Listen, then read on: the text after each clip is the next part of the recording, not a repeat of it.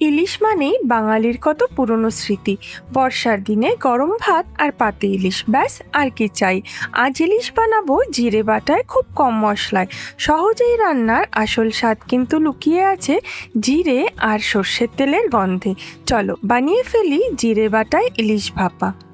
সর্ষে পোস্ততে যাদের খুব অম্বল হয় তারা কিন্তু একবার এই জিরে ভাপা ইলিশটা ট্রাই করতে পারো। প্রথমে ইলিশের টুকরোগুলো ভালো করে ধুয়ে নুন, হলুদ আর লঙ্কা গুঁড়ো মাখিয়ে রাখছি। ইলিশে নুন হলুদ মাখানোর এই দৃশ্যটা দেখলেই যেন ছোটবেলাকার কথা মনে পড়ে যায়। বর্ষা এলেই বাড়িতে আসতো ইলিশ, আর কখন রান্না হবে সেই অপেক্ষায় থাকতাম। এবার তৈরি করে নেব রান্নার আসল মশলা। জিরে, ধনে, কাঁচা লঙ্কা আর সামান্য জল দিয়ে বেটে নিতে হবে। মশলাটা খুব মিহি করে বাটার দরকার নেই, একটু দানাদার থাকলে স্বাদ কিন্তু বেশ ভালোই হয়। এবার মাছের সাথে মশলাটা ভালো করে মাখিয়ে দিচ্ছি।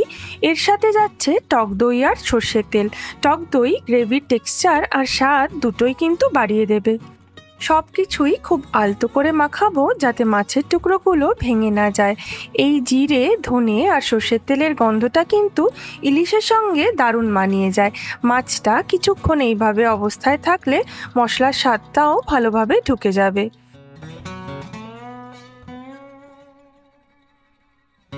কড়াই বসিয়ে তার মধ্যে একে একে মাছের টুকরোগুলোকে সাজিয়ে দিচ্ছি। বাটিতে যে মশলাটা পড়ে আছে সেটাও কিন্তু একটুও নষ্ট করা যাবে না, সবটা মাছের ওপরে সমান করে ছড়িয়ে দিতে হবে। এরপর কয়েকটা কাঁচা লঙ্কা দিয়ে ঢাকনাটা দিয়ে দেব। আর এখানে একটা গুরুত্বপূর্ণ কথা, আঁচ কিন্তু একদম কম রাখতে হবে। ইলিশ নিজের তেলেই নিজে ধীরে ধীরে রান্না হবে। ঢাকনা দেওয়ার পর ভেতরে তৈরি হয়ে যাওয়া স্টিমের মধ্যেই মাছটা সুন্দরভাবে সেদ্ধ হবে, আর মশলার গন্ধটাও মাছের মধ্যে ভালো করে ঢুকে যাবে। তাড়াহুড়ো করলে কিন্তু এই রান্নার আসল স্বাদটা পাওয়া যাবে না। কয়েক মিনিট পর এবার খুব সাবধানে মাছের টুকরোগুলোকে উল্টে দিচ্ছি। মাছটা যেন ভেঙে না যায়, তাই ধীরে ধীরে কাজটা করতে হবে। আবারও ঢাকনা দিয়ে কম আঁচে কয়েক মিনিট রান্না হতে দেব। ব্যাস তৈরি আমাদের জিরে বাটায় ইলিশ ভাপা। গরম ভাতের সাথে এই ইলিশের স্বাদই আলাদা। পুরোনো দিনের সেই চেনা গন্ধ আর স্বাদ, একেবারে বাঙালি ঘরের মতো। ভালো লাগলে পছন্দ করো, ভাগ করে নাও। আর এমন আরও রান্নার স্বাদ পাওয়ার জন্য দেখতে থাকো 5 স্পাইস স্টোরিজ।